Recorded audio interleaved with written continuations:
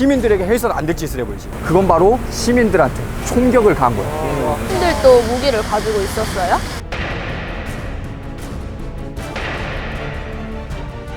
개울가에 있었던 아이들한테까지도 총격을 벌이게 돼. 이건 양민학살이라고 할 수 있지. 그 계엄 당시에 다른 지역들은 초기에 진압됐는데 왜 광주랑 전남 지역만 끝까지 저항했는지.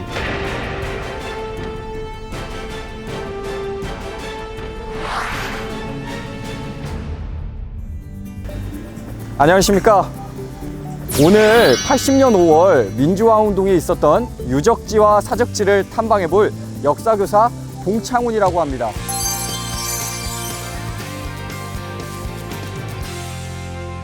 저 혼자서 탐방을 하면 여러분들 참 재미없을 것 같아요. 그래서 우리 친구들을 제가 섭외를 해봤는데요. 우리 친구들을 한번 불러볼게요. 친구들! 네, 안녕하세요. 그래, 안녕.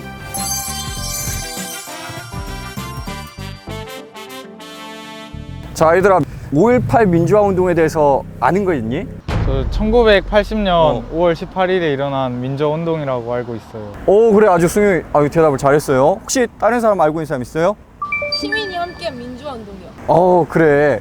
잘 아는 사람도 있고 잘 모르는 사람도 아직 있지만 우리가 사적지를 다 탐방하고 나서는 다 잘 알 것이라고 저는 생각하고 있어요. 우리가 5.18 민주화운동에서 알 거는 광주에서만 일어난 운동이 아니라 전남 지역에서도 일어난 운동이라는 걸 여러분들이 아셨으면 좋겠습니다. 전남 지역에도 사적이 무려 73개 곳이나 있거든요. 그래서 오늘 우리가 갈 곳은 광주는 물론이고 전남에도 있는 사적지를 갈 건데 전부 다 갈 수는 없고 몇 개만 추려서 가볼 생각입니다. 지금 선생님과 함께 가봅시다. 고고싱! 와!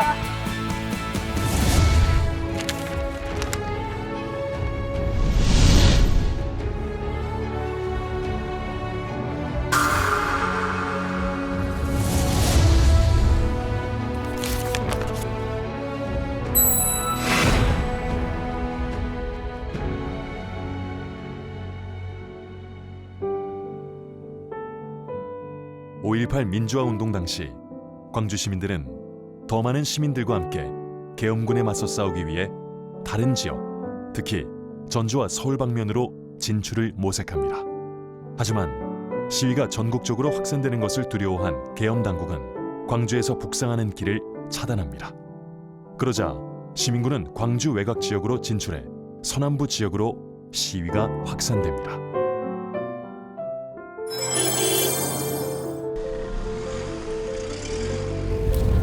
자, 얘들아.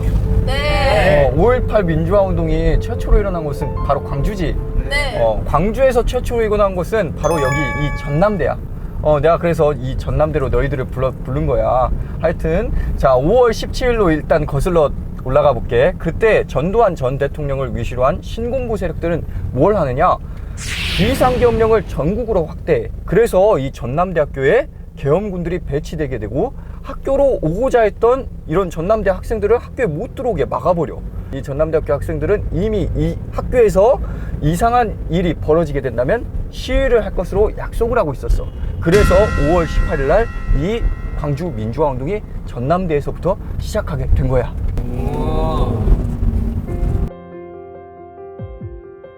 휴교령으로 인해 학교에 들어가지 못한 전남대 학생들은 학교를 벗어나 금남로 등 시내로 진출합니다.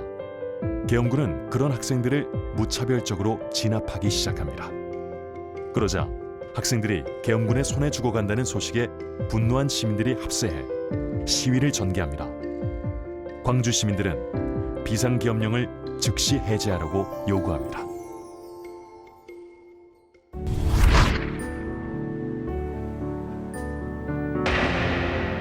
자, 얘들아, 여기가 바로 5.18 민주화운동의 중심지였던 바로 금남로라는 곳이야. 금남로. 5월 18일에 최초로 일어났던 곳은 바로 전남대학교였지. 이 전남대학교에서 일어난 민주화운동이 이 금남로에까지 전달이 되고 19일에는 수만 명의 군중들이 모이게 돼. 그 다음날에 이르게 되면 20일에는 10만 명의 광주 시민들이 여기에 모여서 민주화운동을 벌이게 된단다. 그 10만 명이라는 숫자가 얼마나 대단한 숫자냐면 그때 당시 광주 인구가 80만이었어. 그런데도 불구하고 10만 명이 모였다는 건 참 대단한 숫자가 아닐 수가 없어. 그 많은 숫자가 모이게 되자 그 다음 날에 어떻게 했냐, 21일부터는 이 많은 숫자를 감당하지 못한 계엄군들이 시민들에게 해서는 안 될 짓을 해버리지. 그건 바로 시민들한테 총격을 가한 거야. 시민들도 무기를 가지고 있었어요?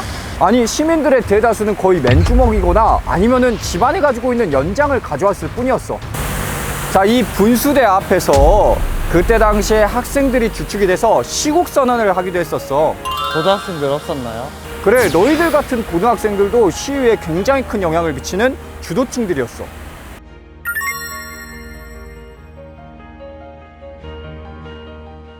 자, 이제 대인시장으로 점심을 먹으러 가자.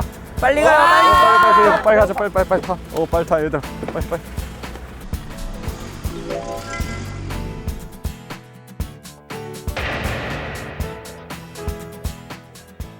자, 얘들아, 여기 있는 대인시장도 5.18 민주화운동하고 관련된 곳이야.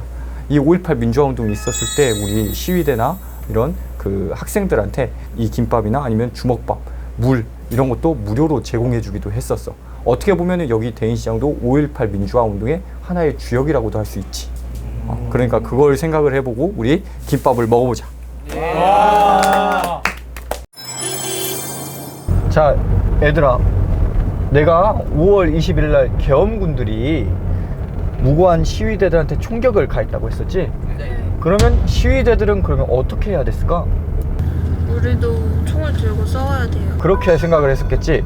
그래서 시위대들이 그래서 어떻게 했냐, 광주 근교에 있는 화순이라든지 나주라든지 이런 곳에 가서 경찰서나 예비군 부대 이런 데로 가서 총을 구하려고 했었단다.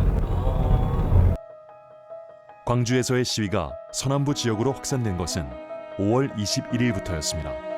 광주의 시민군들이 전남 서남부 지역으로 가기도 했지만 지역에서 주민들이 광주로 올라와 합류하기도 했습니다. 오랫동안 1980년 5월 전남 지역의 민주화 운동에 대해 연구해 오신 정석봉 선생님께 당시 상황에 대해 여쭤보았습니다. 강주하고 인근 지역인 나주나 하순이나 여기는 이제 강주로 이렇게 구원해 주기 위해서 하기 위해서 심지어는 김밥 같은 거 싸고 가려고 했던 것이고, 또 이쪽에 있는 목포 같은 경우에는 특히나 우리 김대중 대통령이 출신 지역이기 때문에 거기에 대한 분노가 더 있었던 것이고, 또 하순 같은 경우는 아까 말씀드렸지만 인접 지역인데 거기는 무기가 더 우리가 준비를 해야 되겠다 해서 하순 국민들이 무기를 준비해두고 일어났던 것이고, 광주시하고 같이 인접해 있는 8개 시군에서 주로 일어난 걸로 했습니다만은 사실 전남 전체 다였습니다.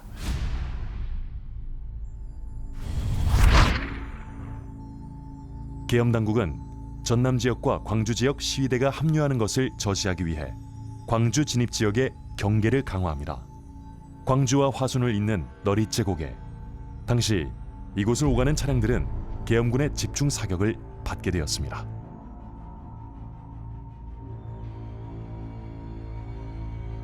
이때 광주 쪽에서 너릿제고개로 가는 도중에 있는 주남마을 앞 도로에서 끔찍한 양민 학살이 일어났습니다.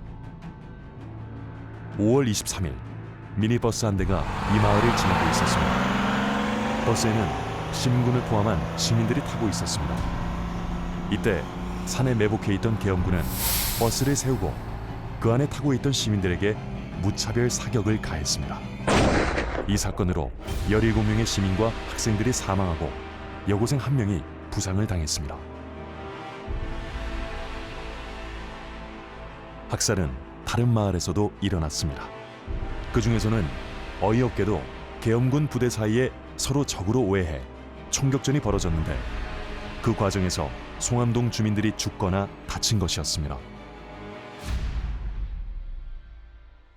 자, 얘들아, 여기가 바로 어디냐면 여기가 광주하고 그때 당시에 광주하고 목포하고를 잇는 도로가 있었던 광목간 양민학살지란 곳이야. 여기에서 어떤 일이 벌어졌냐면 계엄군이 여기에 주둔하고 있었던 계엄군이 있었어. 그리고 조선대 뒷산에 주둔하고 있었던 계엄군이 있는데 그 계엄군들이 이쪽으로 후퇴를 하게 된 거야. 근데 그 계엄군들하고 여기 주둔하고 있었던 계엄군들하고 이 바보 같은 놈들이 자기 편인지도 모르고 자기들끼리 쏴 죽이는 상황이 벌어졌어. 근데 그 과정 속에서 자기들끼리 총격전을 벌이는 그 과정 속에서 양민들이 학살됐었어. 어떤 애들까지 학살됐냐면 개울가에 있었던 아이들한테까지도 총격을 벌이게 돼. 이건 양민학살이라고 할 수 있지. 그리고 그뿐만이 아니라 어떻게 되냐면 자기들끼리 총격전을 벌였잖아. 그에 대한 화풀이 대상으로 여기에 있던 민가에 있는 양민들까지 학살하고, 여기에 지나가는 버스, 차량 이런 데까지 무차별 사격을 가해가지고 자기들이 화풀이를 해버렸어. 계엄군들이. 참 믿기 힘든 일이지. 믿기 힘들지만 사실이야, 이 일이. 그 양민들까지 완전히 시위를 하지 않던 양민들이거든. 근데 이런 양민 학살까지 보여줬던 게 정말 참혹한 순간이라고 할 수 있지.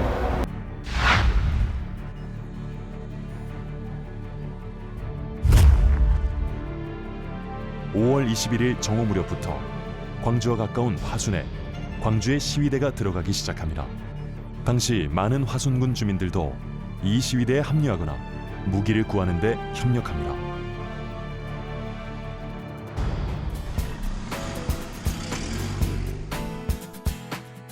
자, 여기 광주 근교에 있었던 화순 주민들도 굉장히 광주 시위대들한테 협조적으로 다가왔었어. 이 화순 경찰서에 있는 총기들을 탈취해서 광주 시위대들한테 총기 40여 정을 제공하기도 했었어. 그리고 여기 화순 탄광에 근로하시는 근로자분들도 자신들이 쓰는 다이너마이트를 광주 시위대들한테 제공함으로써 계엄군이 시위대의 마지막 근거지였던 전남도청에 감히 접근할 수 없게 그렇게 만들기도 했었지. 이 무렵 항쟁으로 인해 화순 지역에서도 12명의 사망자가 발생했습니다. 그리고 광주로 가장 많은 무기를 보냈기 때문에 많은 화순 주민들이 경찰에 체포돼 구타와 고문을 당했습니다.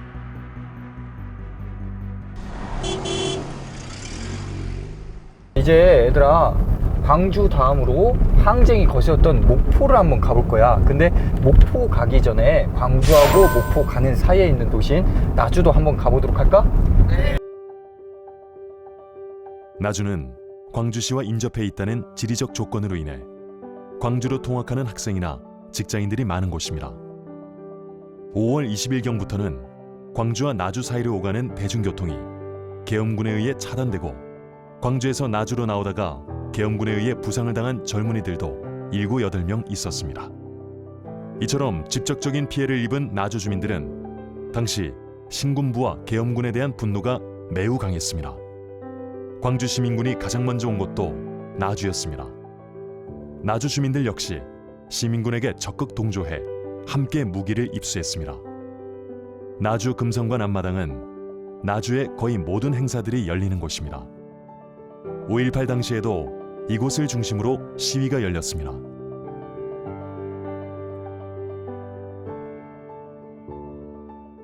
이제 우리가 목포에 도착했다.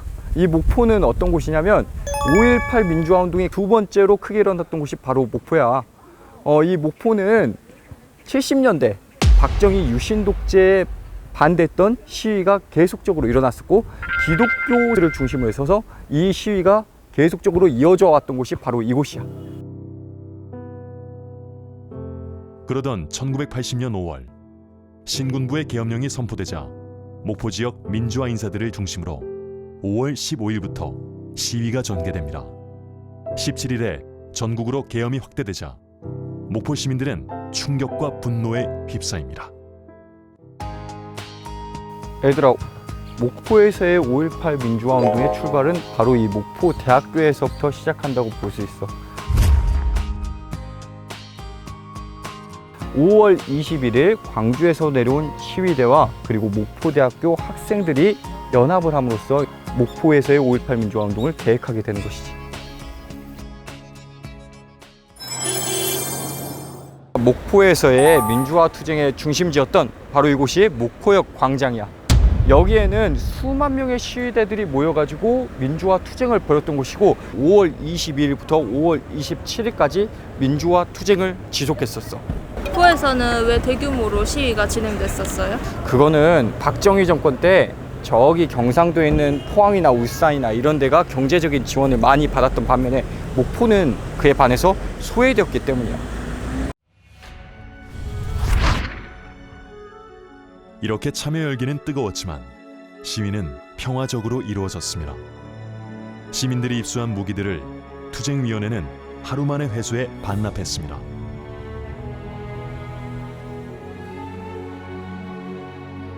(22일에서 26일) 사이 시위는 잠시 소강 상태에 접어들었습니다. 하지만 27일 계엄군은 다시 탱크를 몰고 광주 시내로 진입합니다.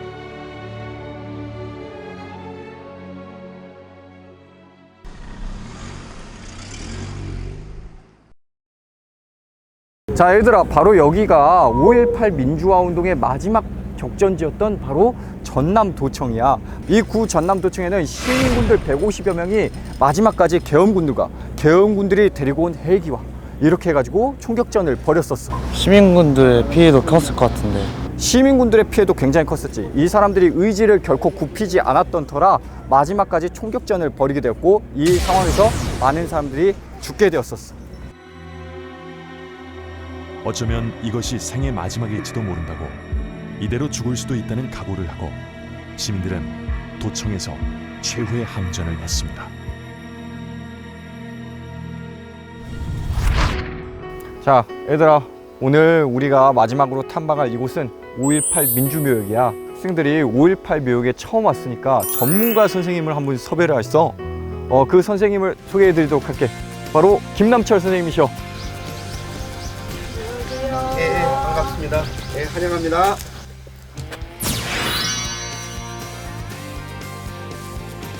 선생님, 질문이 있습니다. 그 계엄 당시에 다른 지역들은 초기에 진압됐는데 왜 광주랑 전남 지역만 끝까지 저항했는지. 예, 아주 좋은 질문입니다. 광주 전남 지역에서는 오래전부터 동학농민운동, 한마을의병운동, 광주학생 독립운동, 4.19 혁명에서 불의와 국난에 저항하는 그런 의식이 남아 있었습니다. 이것이 자연스럽게 5.18 민주화운동으로 이어진 것 같습니다. 5.18 민주화에서 우리가 배워야 할 정신은 민주, 인권, 평화, 공동체라고 할 수 있습니다. 5.18 민주화 당시 공무원이나 경찰이 부재한 상태에서 단 한 건의 조도 사건도 없었고, 또 시민군과 나누기 위해서 주먹밥을 나눴고, 또 헌혈을 하여서 같이 대동세상을 이뤘던 운동이었다고 할 수 있습니다. 뉴스에서 시민군이나 시위대를 폭도라고 하던데요. 그게 바로 대표적인 가짜뉴스야. 5.18 당시의 시민군들은 폭도가 아니라 국가폭력이 들어간 민주주의를 지키기 위해서 일어난 운동이라 할 수 있지. 그런데 학생들은 민주주의를 뭐라고 생각해? 저는 자유나 자신이 주장하고 싶은 말을 법의 테두리 안에서 자유롭게 표명할 수 있는 것이라고 생각해요. 민주주의는 국가폭력에 저항해서 시민들의 권리를 주장하게 일으킨 운동이라고 말할 수 있지. 자, 얘들아, 이제 오늘 5.18 민주화 유적지 다 돌아봤는데 혹시 느낀 점 있니? 저는요, 책이나 인터넷에서 보지 못했던 거를 현장에 와서 느끼니까 훨씬 더 생생해서 좋았어요. 그래, 아주 좋은 답변이었어. 우리 친구들 모두 그런 소감을 가지고 있을 것 같아. 여러분들이 지금 5.18 민주화 운동과 관련된 사실들 그리고 내용들을 많이 취득을 했잖아. 그 아는 내용들을 가지고 이제 학교에 돌아가서 친구들이 혹시 5.18 민주화 운동에 대해서 모른다, 이 친구들한테 다 알려줘야 돼. 알겠지? 네. 그래. 1980년 5월 그 가장 잔인한 봄, 광주의 민주항쟁은 피를 흘려 이 나라 민주화의 큰 주춧돌을 놓았습니다. 이는 1987년 6월 전국적인 민주화 운동으로 이어져 꽃을 피웠고 오늘날 대한민국 민주주의가 완성될 수 있었습니다.